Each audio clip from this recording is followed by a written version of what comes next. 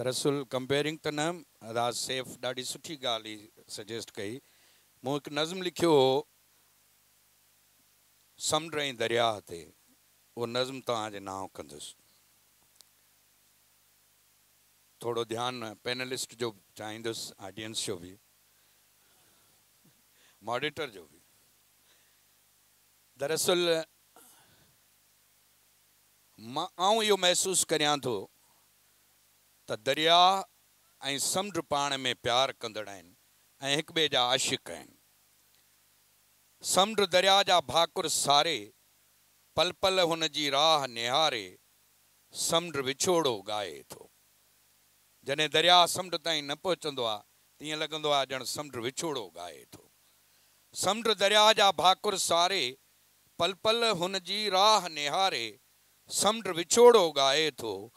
समुंड दरिया जा पंध पुछे थो, लहर लहर में रोज़ लुछे थो। अवरच ही इसरार अनोखो, जर जो जर सां प्यार अनोखो। अवरच ही इसरार अनोखो, जर जो जर सां प्यार अनोखो। छालय सिरकी अॻियां वधे थो, छो थो धरती सरती पाए। मूरख छातो ॼातो आहे, बाफ़ उॾे थी छुए खिलाऊं। जन्मे थी घनघोर घटाऊं, हवा हिंदोरनि खे झूलाए। धरती पंहिंजी उञ उजाए, इंडलठ पंहिंजे रंगनि सां नीरे अंबर खे महकाए। ऐं पोइ झूना जोगी झुड़जा, वाट वठी वणजी वणजारा। सहरा पर्बत झंग लताड़े, उब कपार पहाड़ियूं थियनि था। उब कपार पहाड़ियुनि ते था, थदकारनि में थक भञनि। ऐं पोइ मौसम पासो पलटे, सिज जी बाझ छिपुनि ते छाए। गर्मी पंहिंजा अंग पुसाए, झरणा पंहिंजा गेसू खोलिन। जबल जबल झणकारूं बोलिन, पाणी रक्स खुदाई जो ॼणको। पाणी अक्स खुदाई ॼणको, नदियुनि जे पाणीअ जी पायल, लुॾंदे बणिजे दरिया जलथल। दरिया जेको शाह बि आहे, सासीअ लए वेसाह बि आहे। दरिया जंहिंखी पंहिंजी दहशत, धरती कुंवार त घोट आहे दरिया। मधुर मिलण ते नेण बि ठरिया, दरिया जीवन तुंहिंजो मुंहिंजो। दरिया जोभन तुंहिंजो मुंहिंजो, दरिया धन ऐं दरिया दाता। दरिया दर्दन जो दरमान, दरिया जीअण जो विजदान। दरिया जंहिंखे समुंड थो सारे, सो पिणु आशिक़ समुंड संदो। हिन आशिक़ जे रस्ते ते जंहिं आहिनि ज़ंजीर विधा। पापी आहे पलीती आहे, टोलो सोत यज़ीदी आहे। ही फितरत जा मुनकर माण्हू, वणनि पखियुनि ऐं ॿनियुनि जा दुश्मन। कखनि पननि ऐं गुलनि जा दुश्मन, चपनि जा दुश्मन, चुमियुनि जा दुश्मन। वणजारनि ऐं वनियुनि जा दुश्मन, पले जा दुश्मन, मच्छीअ जा दुश्मन। तुंहिंजे मुंहिंजे अझे जा दुश्मन। अचो त तिन खे ललकारियूं, सिंधूअ जे हिन पंध सिधे तां।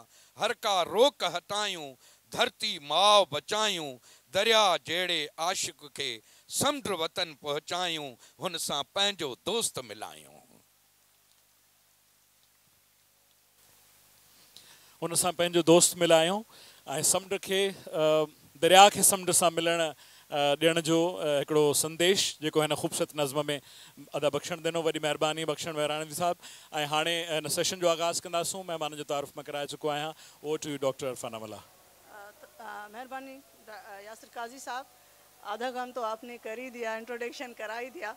और सबसे इम्पॉर्टेंट बात इस सेशन की ये है कि एक डॉक्यूमेंट्री अभी आप सबके सामने चली थी।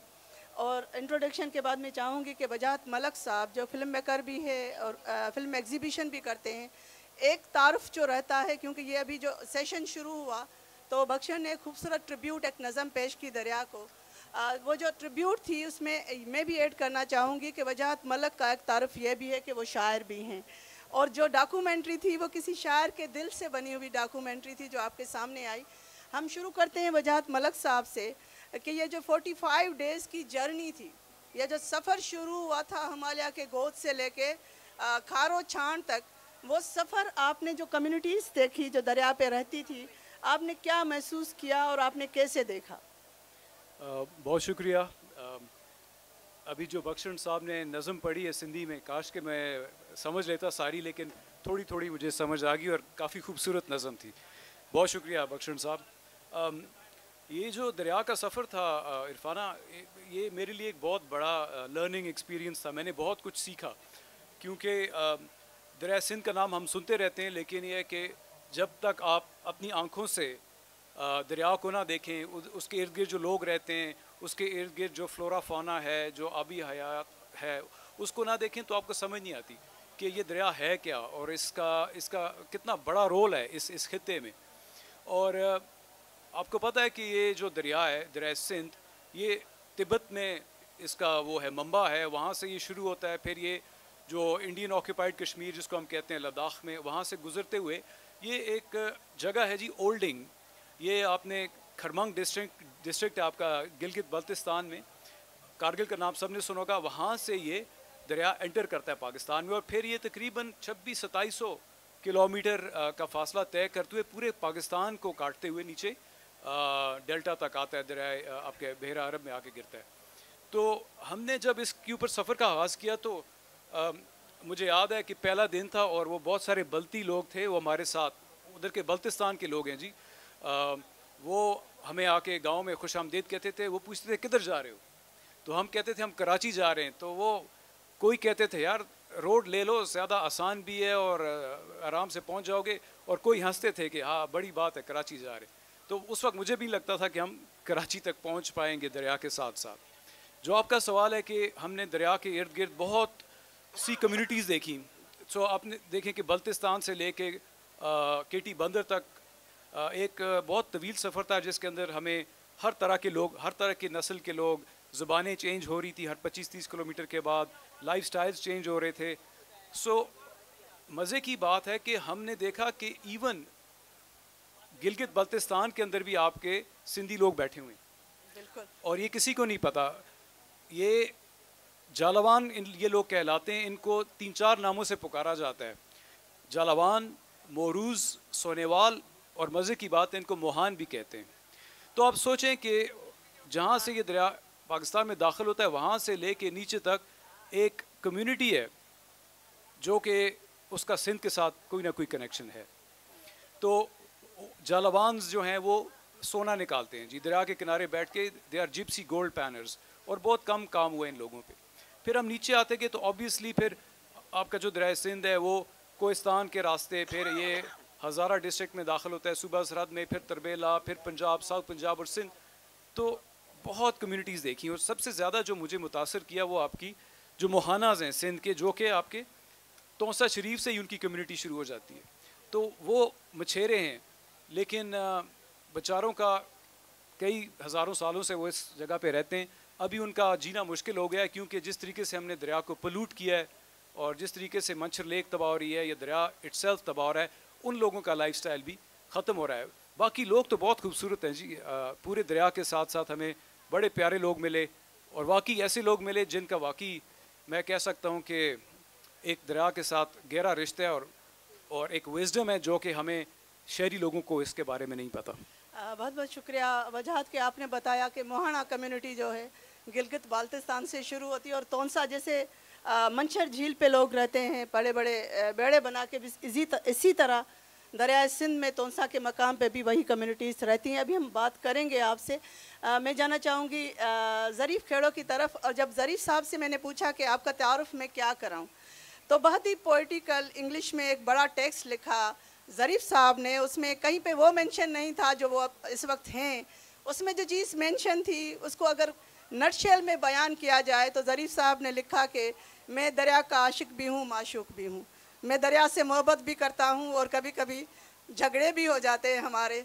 मुझे दरिया से प्यार भी है, लेकिन मुझे दरिया को मैनेज भी करना पड़ता है। प्यार को मैनेज तो करना ही पड़ता है ना। तो अब दरिया के साथ जो रिश्ता है मैं कैसे बयान करूँ। मैं दरिया के अंदर रहता भी हूँ, और दरिया मेरे अंदर भी रहता है। तो जो दरिया के अंदर रहता है और जिसके अंदर दरिया रहता है, ज़रीफ़ खेड़ो साहब से मैं कहूँगी कि सिंध के अंदर जो दरिया सिंध बह रहा है, या पूरे पाकिस्तान की जो, क्योंकि दरिया की जब हम बात कर रहे हैं तो एक दरिया की नहीं, एक पूरी तहज़ीब की बात हो रही है। जैसे अभी वजाहत मलक साहब ने बताया कि ये जो पूरी तहज़ीब है इंडस वैली सिविलाइजेशन जो दरिया से जुड़ी हुई है, वो कहाँ से और कब से शुरू हुई है, उसके बारे में तारीख़ी क्या शवाहद मिलते हैं। ज़रीफ़ साहब, over to you. Thank you. आपकी बड़ी मेहरबानी जो आपने मुझे मेरे तारुफ के साथ मेरी जॉब का जो ना वो एट्रीब्यूट नहीं डाला। मैंने रिक्वेस्ट की थी बिकॉज कि मैं पैदा हुआ दरिया के किनारे, डिस्ट्रिक्ट नौशहरा फिरोज़ में, विलेज मलक है मेरा, और शुरू से ही हमने इस दरिया के साथ फ्लड्स को फेस किया, मैनेज किया।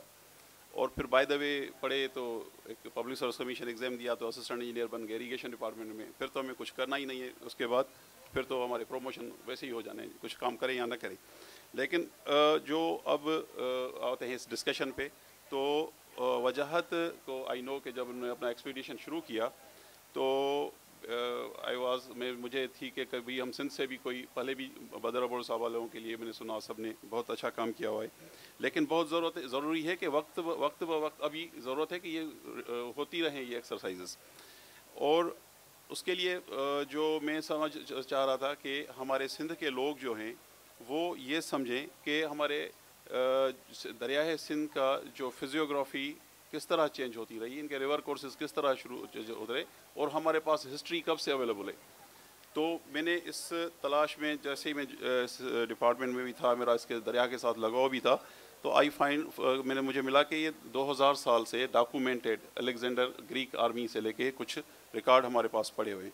आई वुड रिक्वेस्ट कि अगर ये पहली स्लाइड शुरू कर लगा दें प्लीज़।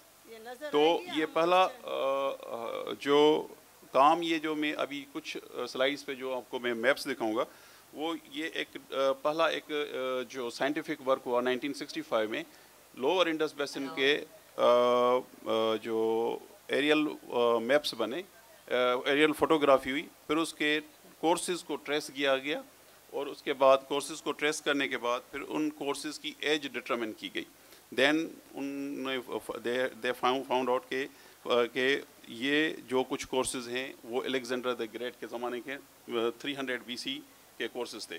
तो आप मैं कुछ इन पीरियड सेंचुरीज से बताता हुआ आ रहा हूँ कि आप फिर देखेंगे कि सिंध पूरी दरिया किसी टाइम पे, और उनकी जो प्रॉस्पेरिटी थी डिस्ट्रिक्ट्स की, जो अभी जो मौजूदा डिस्ट्रिक्ट्स हैं या उस टाइम पे, तो उनकी ट्रांजिएंट थी, कभी भी एक जैसी नहीं थी। कोई जो खुशहाल था फिर फिर उनकी जो वीरान हो गए, फिर वो कोई नए आबाद हो गए, फिर ये से मोहनजोदड़ो चला, फिर ये वारा कंबर शदाद कोट से, फिर दादू मंशर, और फिर सबसे ज़्यादा प्रॉस्पेरिटी जिस इलाके ने देखी वो था बदीन सिजावल, और वो एक इस्टेब्लिश्ड डेल्टा और रिवर था। फिर वो जो अभी उसकी तरफ दरिया नहीं जाता, तो उनकी फिर मैं आपको कहानी बताऊंगा।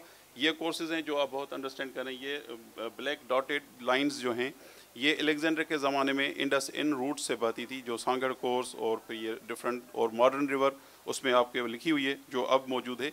लेकिन उसके बाद नेक्स्ट प्लीज़, नेक्स्ट कोर्स जो है वो that is about 9th century. ये जो मुस्लिम कॉन्क्वेस्ट थी उसके बाद जो पहली मरतबा जब जो अरब ने उतरे तो देबल पे, नीचे शायद किसी को देखने में ना आ रहा हो, देबल बंदर पे, फिर they travel through Golachi branch and Thedi and went up to the Nasarpur course लेते हुए वो दरिया उस टाइम पे मंशर, और मंशर के बाद फिर वारा और शदाद कोर्स से होता हुआ और कंदकोट की तरफ फिर ऊपर मेन रिवर ऊपर जो हमारे अपर जो पंजाब है उसमें कोई रिवर ने ज़्यादा चेंज नहीं किए। चेंज जो भी हुई है वो हमारे सिंध में हुई है।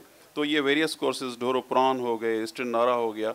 और इंटरेस्टिंग बात यह है कि वंस सतलज जो है वो फ्लो किए है नारा में, फिर देन चेंज किया है उसने अपना कोर्स और फिर जाके चनाब के साथ मिली है और वो इंडस की ट्राइब्यूटरी बनी है। Otherwise Sutlej was a separate river flowing from India, flowing through eastern Nara और जाके समंदर को ज्वाइन किया है। Next please. Then is the 16th century में फिर जो चेंज आए हैं वो फिर दरिया ने वो रियल रीज़न बीइंग कि आजकल आपके और हमारे ज़माने में हमने भी बहुत ज़्यादा वो चेंजेस देखी हैं जो फ़्लो इकट्ठे आते हैं, लेकिन अब कुछ मॉडर्न ज़माना है, हमने कुछ कंटेन कर लिया है दरिया को, तो अभी दरिया स्विंग नहीं करता, जहाँ जी आए उसका वहाँ नहीं जा सकता। तो अभी इन दो इम्पैक्टमेंट्स के दरमियान भरा है। जहाँ वजाहत जिसमें सेल करके आए हैं ये सिर्फ वो दरिया है जो सिर्फ 2 क्रीक्स में जाता है। इंडस की 17 क्रीक्स हैं, मैं अगली स्लाइड्स में दिखाता हूँ।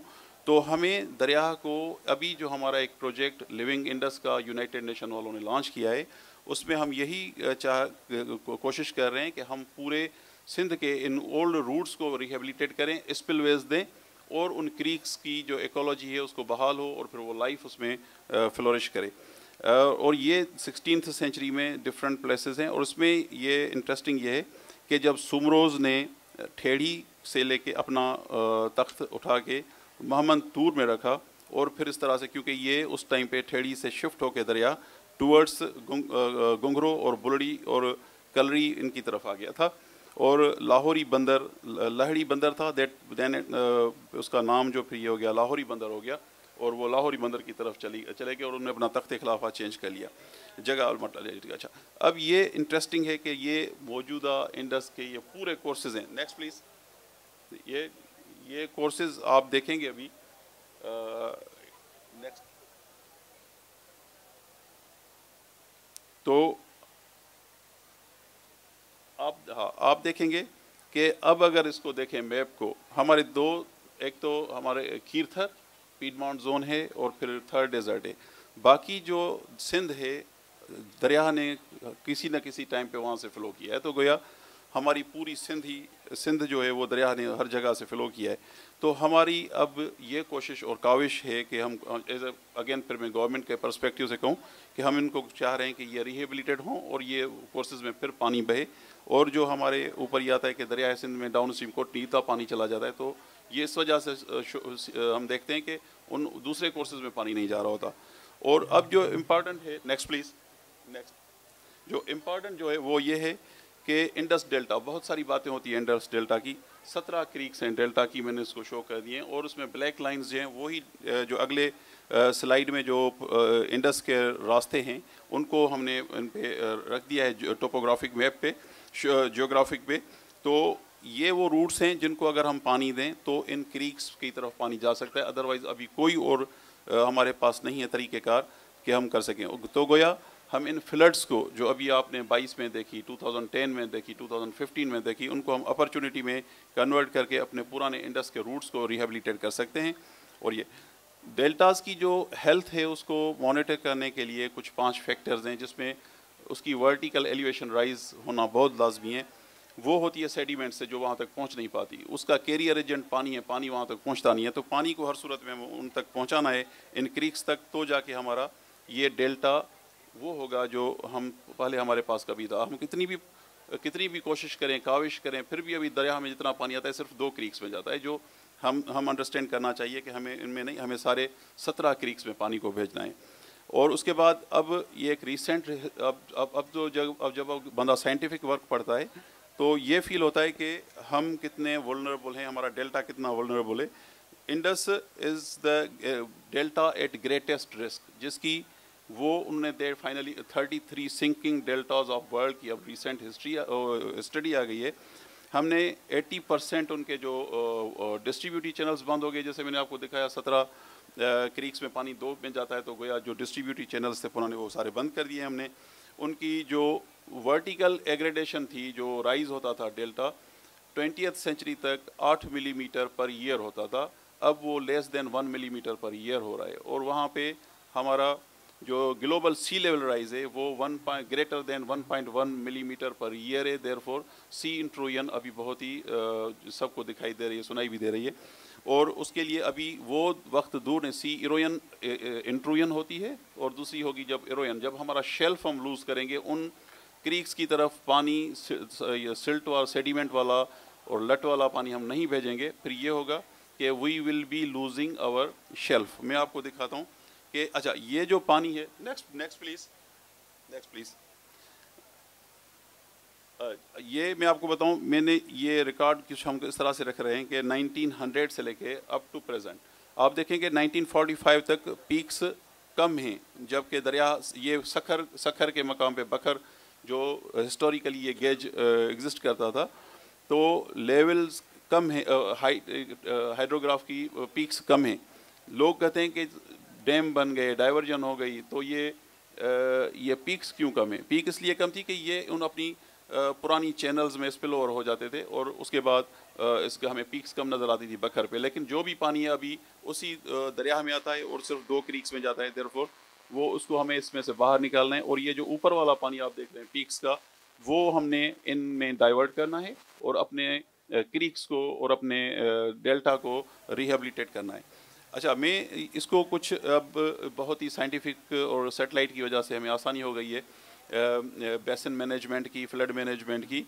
तो आप देखेंगे कि ये 2010 वाली फ्लड के कुछ टोडी ब्रीच के सीन हैं और कोट आलमो जो डाउन स्ट्रीम कोटली में ब्रीच हुए।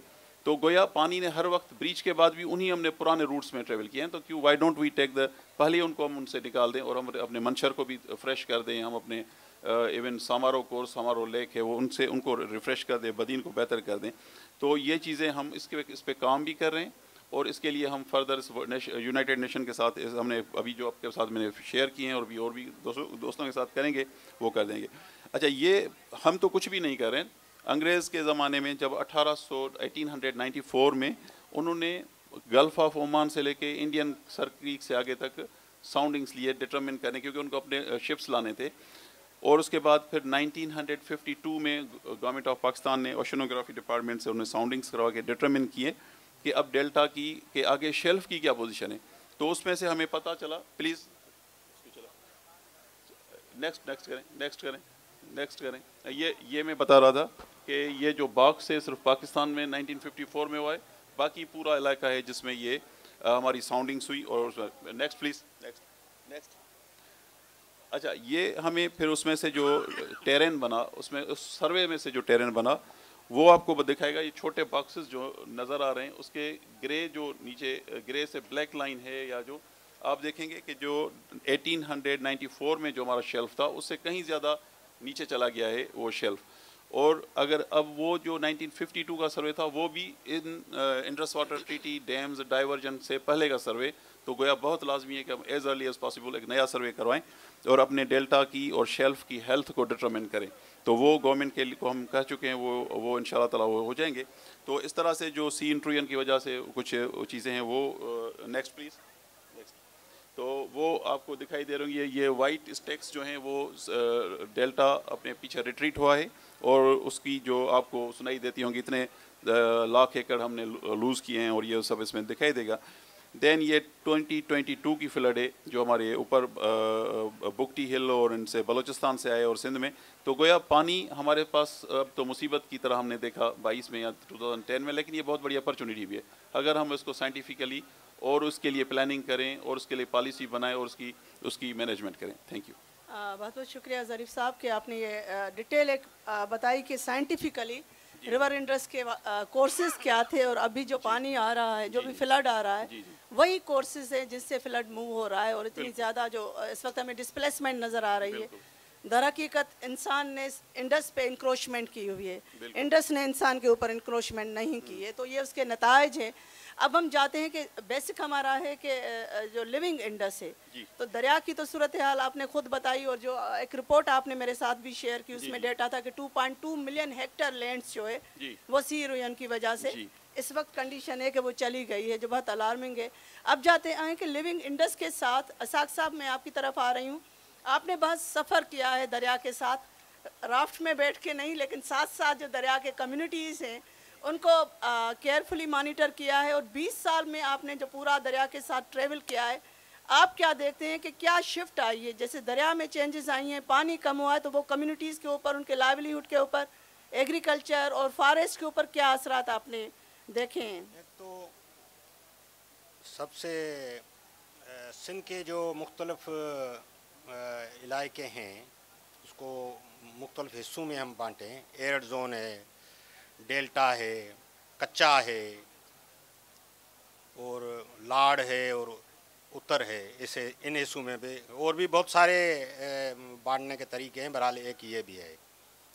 उनमें सबसे ज़्यादा जो दरिया के ऊपर जो डैम बन गए हैं, बैराज बन गए हैं, उनकी वजह से सबसे जो मसला हुआ है वो कच्चे के लोगों का हुआ है, डेल्टा के लोगों का हुआ है।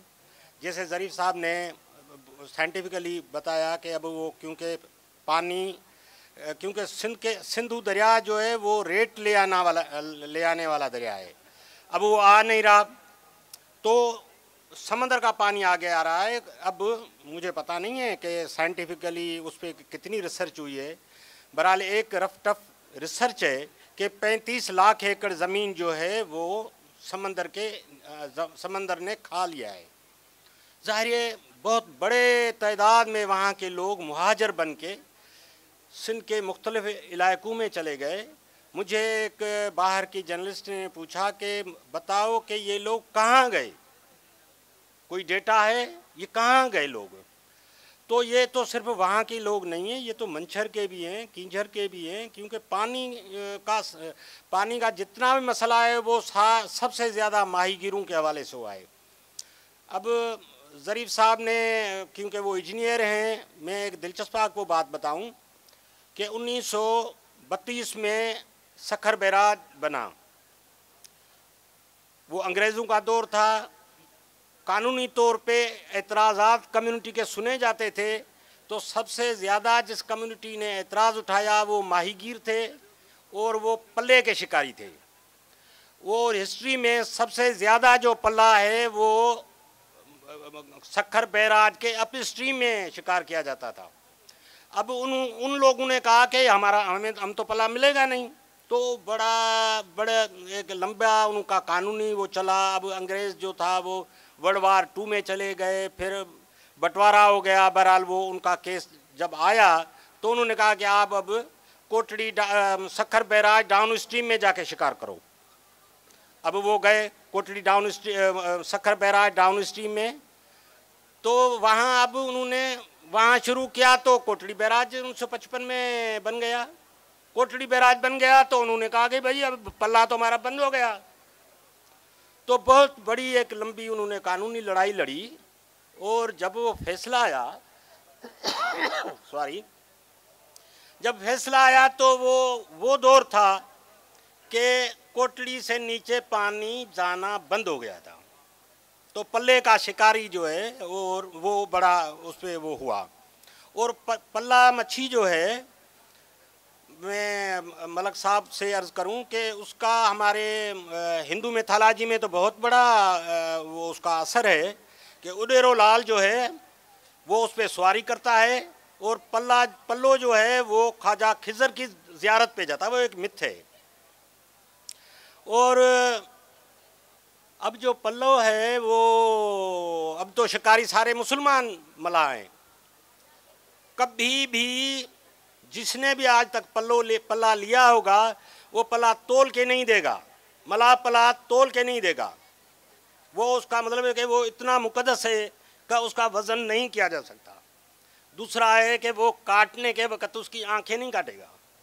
ये इतना उसके लिए उनका मुकद्दस वो उसको समझते हैं और बड़ा हिस्टोरिकल है।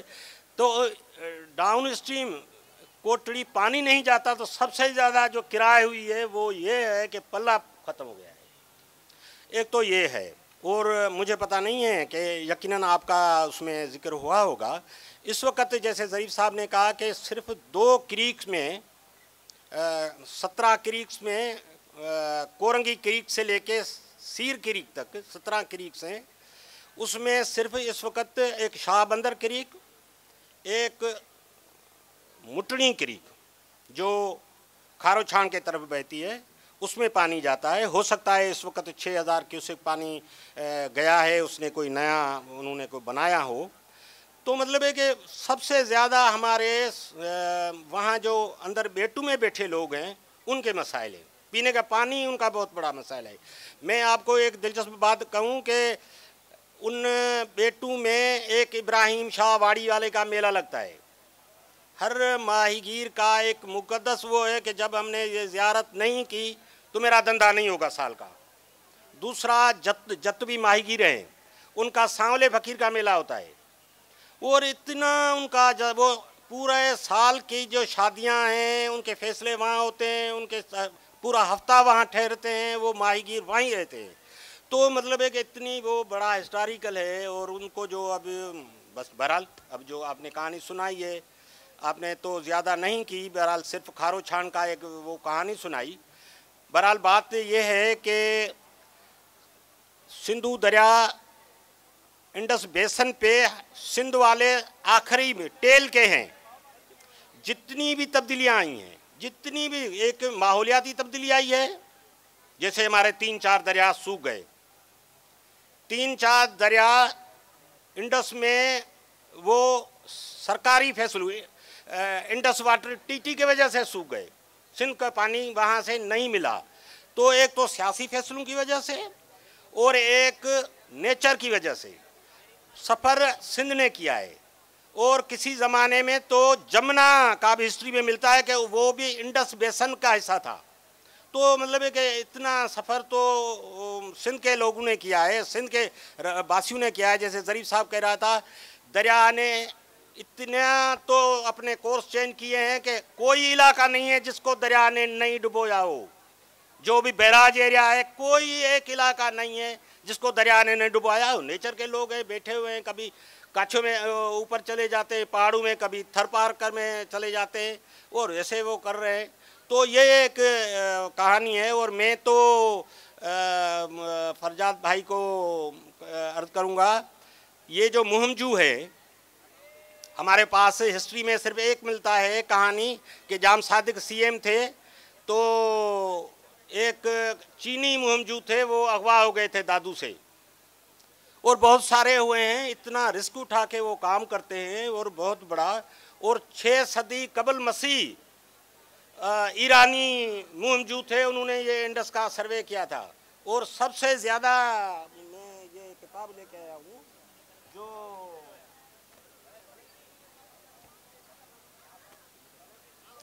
ये तो इस खातून ने तो तिब्बत में भी गई है, इंडिया के लद्दाख में भी गई है और इसमें भी गई है। उसने सबसे ज़्यादा तो दिलचस्प बात की है कि सुल्तान महमूद गजनवी जो लूट मार करके सोमनाथ, मंसूरा, सिंध, मुल्तान के यहाँ जितने भी पैसे लेके जा रहे थे, तो जहाँ सिंधु से वो गुजरा, उसकी सारी किश्तियाँ डूब गई, वहाँ सारे उसके पैसे वहाँ डूब गए, जितनी भी मिल्कियत उन्होंने ली वहाँ डूब गई।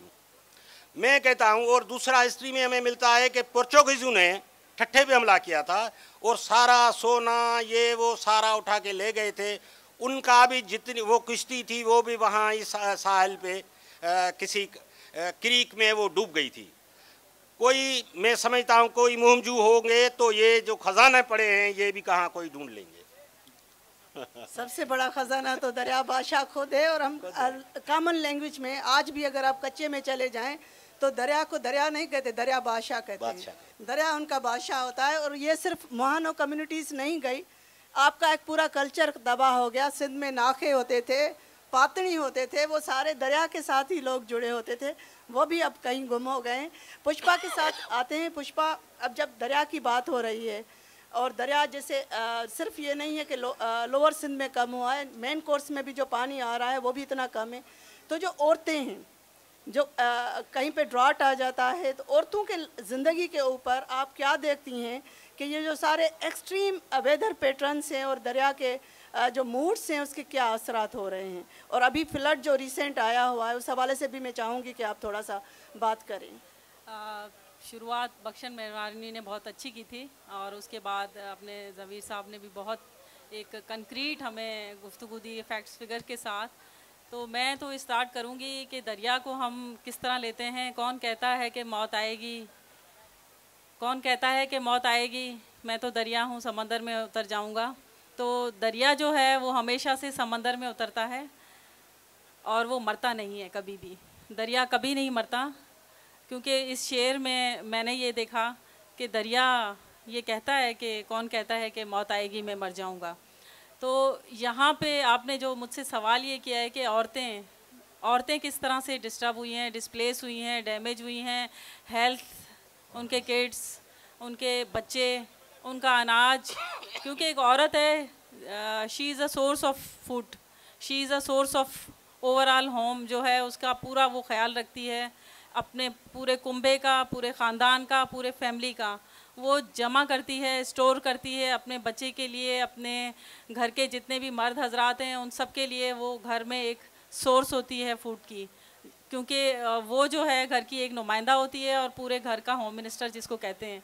तो ओवरऑल जो सिंध में जितने मैंने डिस्ट्रिक्ट्स अभी तक जितने मैंने विज़िट्स किए थे या जो मैंने औरतों की हालत देखी थी, उसमें मैं यकीन से ये कह सकती हूँ, या मेरे दिल और मेरा जो पेनफुल जो फीलिंग है वो मैं बर्दाश्त नहीं कर पाई थी, और 2 जगह तो मैं बिल्कुल ही आई एम वेरी हेल्पलेस, और मैं बिल्कुल ही फील वेरी हेल्पलेस, और मैं बहुत मायूस हुई थी कि मैं इनके लिए कुछ कर नहीं पा रही हूँ। यहाँ से मैं सांगड़ डिस्ट्रिक्ट का हाला, सईदाबाद, मटियारी, बदीन, इस तरह के कुछ डिस्ट्रिक्ट्स, तकरीबन मैंने 16 के करीब डिस्ट्रिक्ट जो मैंने विज़िट किए थे।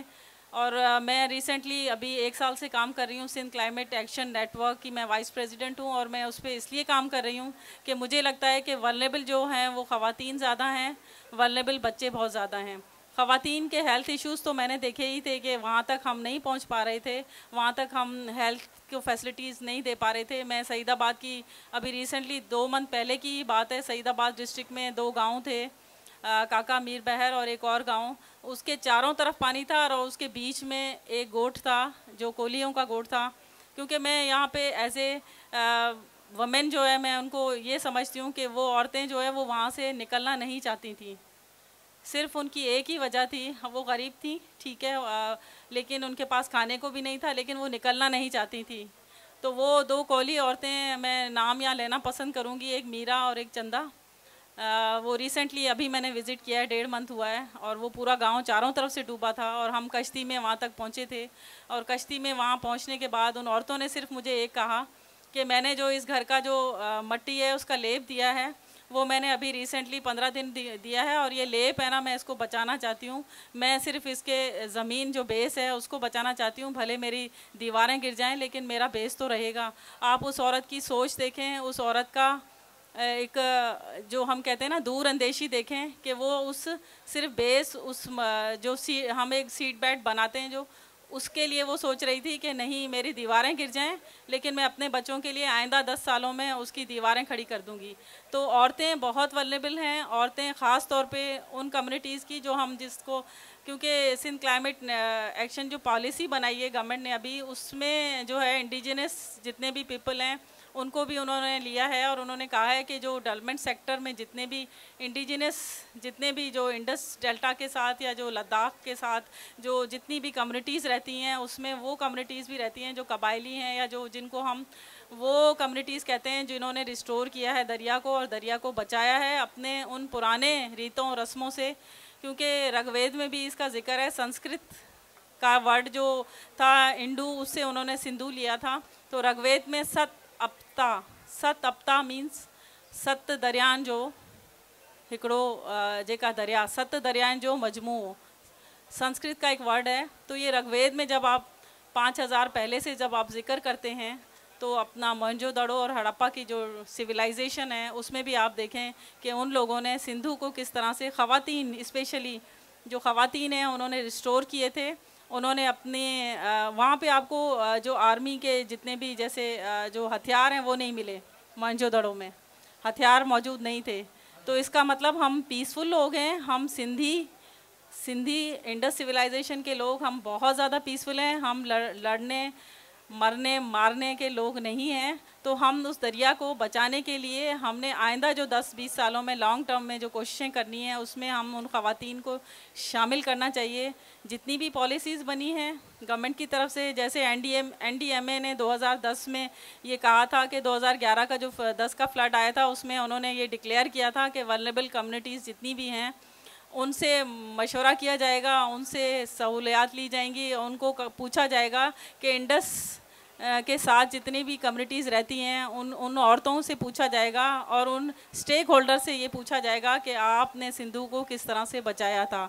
तो मैं ये समझती हूँ कि इंडस जो है वो हमारा है, हमारा जो जैसे वो जरीना बलोच ने कहा था ना, 80 माण्हू लाड़ जा दरिया जे पछाड़ जा। तो दरिया जे पछाड़ जब ऊपर से आप स्टार्ट होते हैं और जब आखिर में आप आते हैं तो आखिर में आपको हैप्पी एंड मिलना चाहिए। तो मैं ये कहती हूँ कि बदीन में पहुँचने के बाद हमें हैप्पी एंड मिलना चाहिए, ना कि हम हमेशा से यही किराए करें कि असां वटि पाणी कोन्हे, पाणी कोन्हे, पाणी कोन्हे। पाणी जाम आहे, असांखे रिस्टोर करिणो आहे, असांखे संभालणो आहे। त हमेशा सां मुझी यही कोशिश होती है, हमेशा सा हम लोग इसीलिए सोचते हैं, वजाद साहब के लिए मैं उर्दू बोल रही हूँ, कि आप ख़वातीन को इस पूरी जो डॉक्यूमेंट्री थी उसके बाद जब आप खानो चांद से आगे जाएंगे तो उसमें हम आपका साथ देंगे। हम बताएंगे कि यहाँ के मोहाने, यहाँ के मल्लाह किस तरह से लाइफ अपनी और इस सिंध दरिया को, इस पल्ले को, इस मच्छी को, इस कुरड़े को कैसे महफूज रखती हैं। हम सदियों तक वो ड्राई करके भी रखते हैं ताकि हमारी आइंदा नस्लें जो हैं वो उस पल्ले और वो खा सकें। यहाँ पे एक और बात मैं ये कहना चाहूँगी कि इस सारे फ्लड की सिचुएशन में जब उन्होंने डिक्लेयर किया था 2010 में कि ये बहुत बड़ा डिज़ास्टर होगा, फ्लड आएगा, तो उसमें हमने वो पहले से क्यों नहीं हिफाजती इक़दाम किए। तो हम ये समझते हैं कि ख़वातीन बेस्ट दूरंदेश होती हैं जो अपने इस आइंदा जो हमारे फ्लड खुदा ना करे उसके लिए बहुत अच्छे तरीके से पॉलिसी मेकर्स में, गवर्नमेंट में वो साथ दे सकती हैं और वो हमेशा से इसी तरह अपने आप को इस हेल्थ में रोक सकती हैं। क्योंकि यहाँ पे जो सांगड़ डिस्ट्रिक्ट था उसमें उन ख़वातीन ने ये बताया कि हमने अपने बच्चों को, जब तक हमारे पास डॉक्टर नहीं पहुंचा था, हमने अपने बच्चों को वो ऑर्गेनिक और वो जो फक्की सुती वाली दवाएं देके बचाया है। तो हम बचाने वाले हैं और हम बड़े पीसफुल हैं। 80 माण्हू लाड़ जा, दरिया जे पछाड़ जा। Thank you. अच्छा, मेहरबानी पुष्पा, अगर आखिरी इजाज़त हो बात की। हाँ। तो मैं कह रहा हूँ कि हमें अपना आपने जैसे काम कर रही हैं, तो हमने हर सूरत में अपना नैरेटिव इस तरह से इस्टेब्लिश करना है कि अगर जो ये टीवी मीडिया पे बात चलती है पानी आ गया, हम डूब गए, मर गए, तो देन उसका नेक्स्ट वो होता है कि क्यों ना उसको ऊपर बंद कर दिया जाए। ठीक है, वो बहुत ही हमें डैमेज कर रहा है। हमारे जो एक तरफ हम उसको कर रहे हैं कोशिश कि हमारे तक पानी पहुँचे, दूसरी तरफ हमारी बातों से हम उसको तबाही दे रहे हैं। और दूसरी बात यह है कि जो ज़रूरत है ना वो कि हमें इसके लिए रेजिलियंट होना है, कि हमारी प्रिपेयर्डनेस ऐसी हो। ये तो हमें सदियों से पता है ना, 2000 साल से पता है कि सिंध में दरिया इधर उधर फ्लो कर रहे हैं। अभी तो हम चाह रहे हैं कि उन पुराने रास्तों पे भी ले आएँ।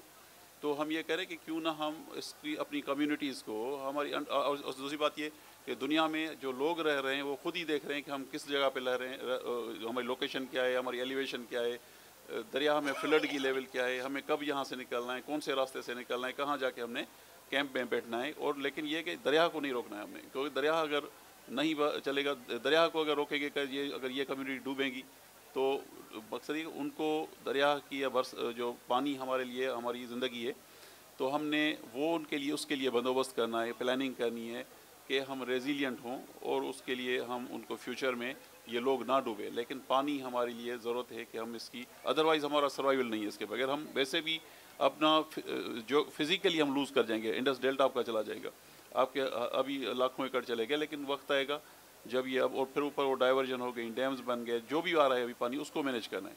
तो इसके लिए हमारी जो नैरेटिव है ना उस तरह से बिल्ड होगा तो हम सर्वाइव बचेंगे। शुक्रिया बहुत ज़रीफ साहब, क्योंकि हमारे सेशन का वक्त तकरीबन तमाम हुआ चाहता है तो हम दूसरा राउंड नहीं ले सकते। लेकिन बहुत अहम बात ये सामने आई कि दरिया के हवाले से जो हमारे पास डिबेट हुई कि दरिया का जो नैरेटिव होना चाहिए, अब ये हो रहा है कि फ्लड आ गया, पानी आ गया, तो ऊपर से ये बातें आ रही है कि नए डैम्स बनने चाहिए, नए ब्रिज बनने चाहिए और दरिया को मैनेज करना चाहिए। तो हम कहते हैं आप दरिया को मैनेज करना छोड़ दें, अपने सिटीज़ को क्लाइमेट रेजिलेंट स्ट्रक्चर बनाएं और अपने स्ट्रक्चर्स को मैनेज करें, दरिया को ज़िंदा रहने दें। क्योंकि अगर दरिया ज़िंदा नहीं रहा तो दरिया के साथ एक बहुत तहजीब है, एक पूरी अगर आप पढ़ें तो आपका एग्रीकल्चर है, आपकी इकानमी है, आपका क्लाइमेट है, वो सारा का सारा आपका दरिया पे डिपेंड कर रहा है। तो हमें आखिर में मैं यही कहूँगी कि दरिया को ज़िंदा रहने दें और इंसान अपने आप को अकॉर्डिंगली मैनेज करें, ये ना कहें कि हम दरिया को मैनेज करना सीख लें। Thank you very much.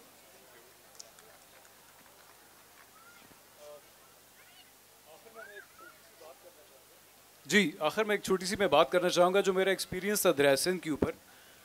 तो मुझे ये रियलाइजेशन आई कि दरिया सिंध जो है GB से भी, गिलगित बल्तिस्तान से गुजरते हुए सरहद से पंजाब से सिंध में दाखिल होता है, लेकिन जो ओनरशिप मैंने देखा है सिंधी दरिया सिंध की लेते हैं, बाकी कोई सूबे जो हैं उस तरह की ओनरशिप नहीं लेते। और मैं आपको उस बात पे मुबारकबाद पेश करता हूँ, बिकॉज मैंने जो एक कनेक्शन देखा है, एक वो रिलीजियस सूफ़ी कनेक्शन भी है और हर तरह से। सो मेरे ख्याल में वही बात है कि हम सारे सिंधी हैं, कुछ थोड़ी ज़्यादा ओनरशिप लेते हैं और कुछ ने बिल्कुल उसको पूछा ही नहीं है। ये बिल्कुल आप सच कह रहे हैं कि सिंध के लिए तो दरिया सब कुछ है और सिंध और दरिया सिंध एक ही बात है। तो तो वाकई सिंध के लोग दरिया से इश्क भी करते हैं और दरिया को जिंदा पीर भी कहते हैं, तो ये सिंधियों का पीर भी है। Thank you very much.